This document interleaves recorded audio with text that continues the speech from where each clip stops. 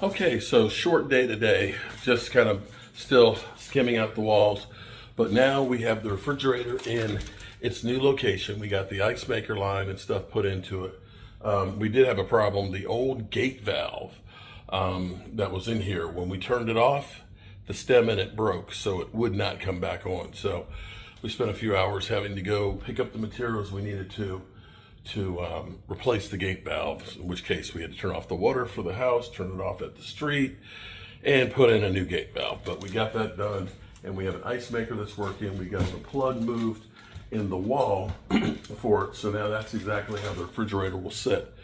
And you can see our pantry is going to be kind of narrow. That's going to go in. So we're going to be doing the island peninsula that's going to be coming off here, and we can see it's going to be a little bit tight right in here, so we may cut back the countertop, take 6 inches off of it and put a radius on it, which will give them a little bit more room to get back into that space.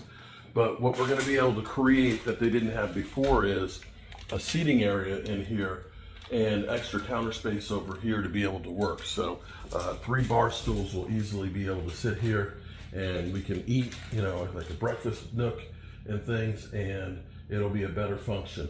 We'll have kind of our work triangle. We'll have our refrigerator, our sink, dishwasher, and stove all within really just a few steps.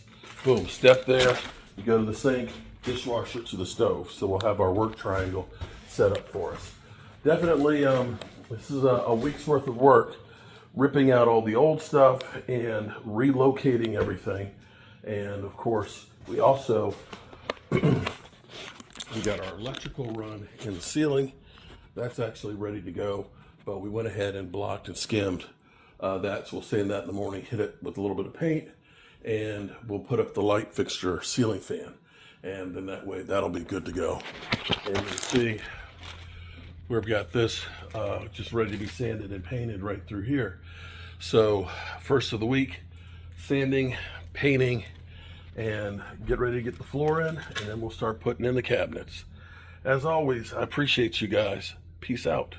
So this is a continuation of yesterday, and so here's what we're going to be doing. Of course, we actually just came in mainly so we can get the ceiling fan put back in, because they're basically using the living room as their kitchen. So I've already gone through here and we've sanded this. We're going to put some paint on it, and we're going to be able to hang the fan in here, and I'll go through and be able to skim the walls and the ceiling, so that way we'll be able to come back and paint that next week as well. So we're going to get some paint on here, and Mike is already working on the ceiling fan to go in the other bedroom. And we started, as you can see, I've got dust on me, just kind of lightly sanding this to get this ready to be painted out as well. So we'll be spackling up some things. We did realize that we do need to put a circuit up, an outlet for the stove, for the island.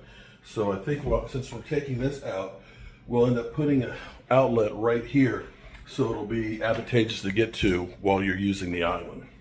Yeah. Well, good morning. It's another day, and we have gone through this morning, and we've sanded out the walls, and we're going to get this painted and hopefully get the floor put down in here. We picked that up yesterday, and we're going to start up at the top here, edging and getting that part out of the way, and then we'll be able to roll real well. Good thing is, where the wallpaper and stuff is up here, that's going to be all behind the cabinet, so we don't have to worry about that. And we're using a semi-gloss because we want to seal it in, because it is a kitchen, and we want to make it look really, really nice. We've settled on this darker gray color because that pulls in some of the flooring, as well as pulls in the paneling that's staying. Time for me to get up on the ladder and get to work. Well, it's beginning to come together now. You can see we've gotten the walls painted. We're going to need to touch up the paint, but while we're letting that dry, we're putting down our floor. You can see how the colors marry in pretty well with the flooring itself. It's a random width pattern. Now, this is the craziest thing ever. So the floor that was down here was a laminate floor before, and I was worried that the subflooring, that there was damage to the subflooring, because when I would step on the floor, it would move. And I was like, boy, that subflooring is not good. It's not the problem. we actually have 2 sheets of 3/4 inch plywood. It's solid. But I think what happened was originally there was a hardwood floor, because there was some hardwood flooring that was here underneath the cabinets. And what they literally did was, this is a floating floor, and they let it float on the nails. The nails are literally up. You can see some of the nails up here, and as we're going through, we're having to touch and feel the floor because we've got nails that are popped up in here that will make the floor bounce. Now, this is when you buy laminate floor. Sometimes when you buy, this is Nucor, which is completely waterproof, and I recommend that for a kitchen. The good thing on this is it actually has a cushion built into it. It's got the cork, and so you can actually save money on not having to put the padding up underneath of it, because this will end up taking care of the moisture from it. So this is definitely the better way to go. It'll cost you a little more, but you're not spending all the money on the underlayment. So this can go right directly on the floor. All right, so today was definitely a big step day. We actually have 2 of the cabinets we were able to put inside of the truck before with the rain and stuff, making it a little easier for tomorrow. Tomorrow, we've got to touch up the paint and point up in a couple of places, but we've got the floor down, and we'll be able to at least get the upper cabinets up in place, and maybe get the sink base and the other cabinet over here, and start hooking up the sink and the countertops over there. So it's definitely getting along. The color on the wall, I think, looks great with the flooring, and I think we're getting there bit by bit. By the weekend, we should have everything squared away. I am still rebuilding the pantry cabinet, and we're probably still having to modify the countertop over here, but that's all in the process of getting this in here together.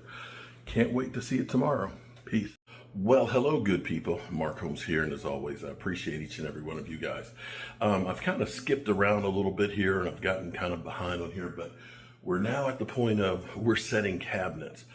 So today, I do have to do some more work in the workshop on some.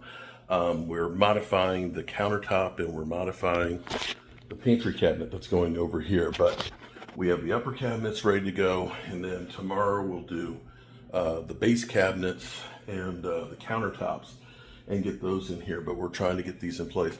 Now you can see how nice the colors go with the gray, and they match up pretty well with the floor and stuff. So this is the first one. After you get the first one, the rest of them get to be a little bit easier, because when you get the first one plumb and level, we put our clamps on it and hold it right in place for us, so that way we don't have to worry about it, of course, moving. Now, since I'm working by myself, what I've done is I've actually basically taken a couple of 2x4s, set them at plumb to make myself a little stand that I can use to go across and make sure that it's plumb and level, and to hold it because I don't have somebody else. So learning how to work hard and smart. Alrighty, so it's beginning to take shape now. So you can see the color with the paneling and everything is beginning to come together. This is the microwave one. Now our homeowner is a little bit on the shorter side, vertically challenged. So what we've actually done, typically you want to have a minimum of 15 inches of space between the countertop and things, 15 to 20. So we actually made this 16 inches, so that way it's real easy to get to. Now, if you remember, the old cabinets basically was like a standard cabinet, and then on top of it, it was another cabinet in there. Instead, we're opening this up all the way because it's going to give them more access. And with the adjustable shelving that's in here, it's going to make it that much easier to customize it. And if you get yourself a stepping stool, you'll be able to use all of that space. So this is going to create a lot more workspace. I love the contrast of the wood being natural on the inside, and then of course having the cracked pepper color on the outside. So now on to the next cabinet over here. We've got another big one here. This is a 24-inch wide one that'll go over the dishwasher, and then we have another shorter one for the kitchen sink over top of it. So it's coming along pretty good right now. Gotta say, I really like the way this is looking. I have to say, I got these new clamps that are cabinet face frame clamps, and between using my little mini scaffold here. You could probably get a duck lift, but it's just basically 2 2x4s on here. The great thing is I can adjust it. I can put a couple of shims on it, but these actually will hold it in place. I can drill my holes through it and get these things mounted, and you can see how nice it is. Now, typically, here's the thing. Standard cabinets are 30 inches. If we put 30-inch cabinets in here with this tall ceiling, it would look terrible. It would just not. It would just be so hideous, or it would just look so small. Now you can see these are actually 47 inches long, which is, you can't buy that in the store. I custom made all of these cabinets to fit this space. Now, if you remember how this kitchen used to lay out, basically it was cabinets that ran along this wall here. And so when you're standing at the stove, you literally have a countertop that's 14 inches wide, that's right there. And the same thing on the other side. Now what's gonna happen is, basically where the stove is right now, over just a little bit more, is going to be our island. So we'll be able to be in here working and turn around and use the space behind us. And you can see we've put our outlet that's gonna go for the countertop here. That's going to be able to take USBs and things. So if the kids are doing homework and things like that, they can plug their laptop right in there. If she's using a mixing machine or something, she can use that there, plug it in, it'll be good to go. So I'm going to get this one tied in, and I've got 2 more to make it across, get all these upper cabinets in. And I think it looks good. I think it looks real good. Well, got the microwave in, stove's where it's going to go. Got 1 more cabinet to put up here. For now, I've got the doors on this, but I think I'm going to touch up the paint before I put the doors up on this. So already the place looks so much bigger than what it used to. The color really begins to pop. It's tying in with the floor really well, and I'm really digging this. So let's get that last cabinet up here. And wow. Got to bring the shelves tomorrow with me too. And I've got the sink base one here. I'm still doing work on this cabinet and this one over here. I've got to fit the drawers into it. But I can bring those over along with the countertops tomorrow. I do have the sink here as well. So we'll be able to get that set in place and get our measurements for our countertops. Wow, it really is coming together now. It really is coming together. All right, let's get this last cabinet. All right, so we got 1 more cabinet left. Let's see how it's gonna fit in here. I hope I didn't make them too long. Oh boy. Sometimes I make things a little too tight to fit.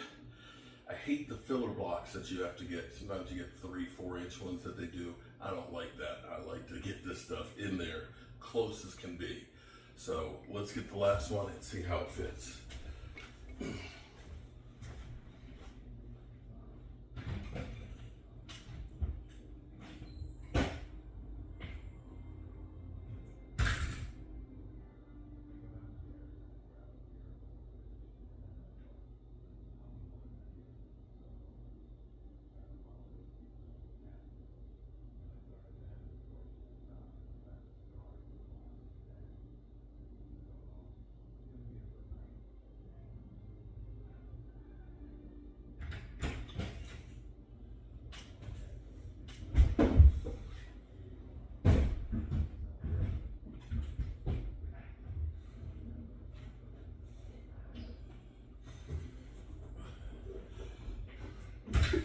Now these cabinets are built out of 3/4 inch birch plywood with solid maple fronts and 1/2 inch quarter birch plywood for the backings.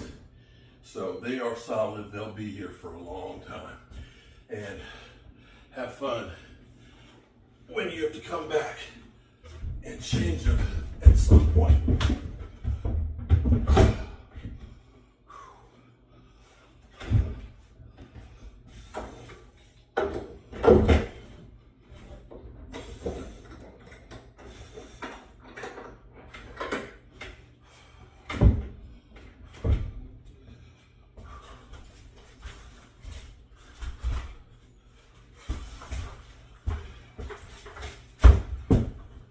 I love these. these things. I just bought these. I don't remember the manufacturer of them. Their name's not on here, but I will put it in the credits of this video because these are fantastic.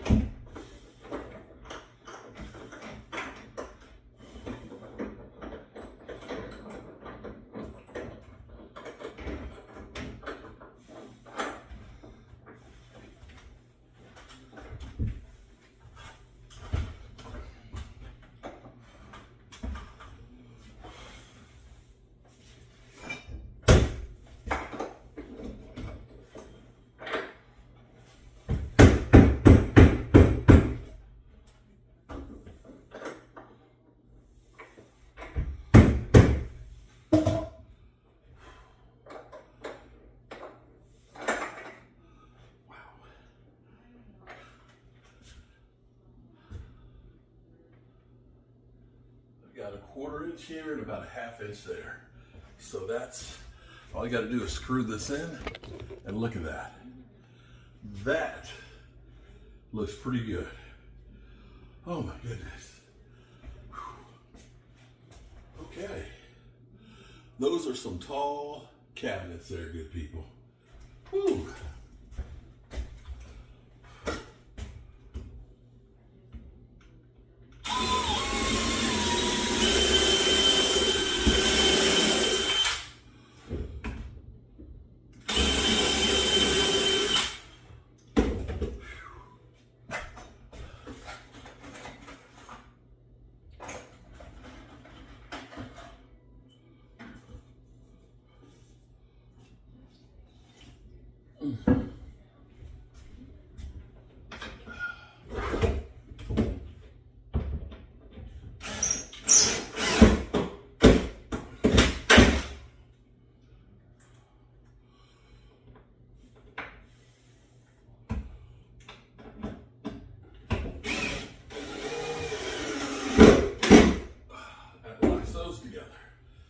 Just finished screwing up the top and we're good.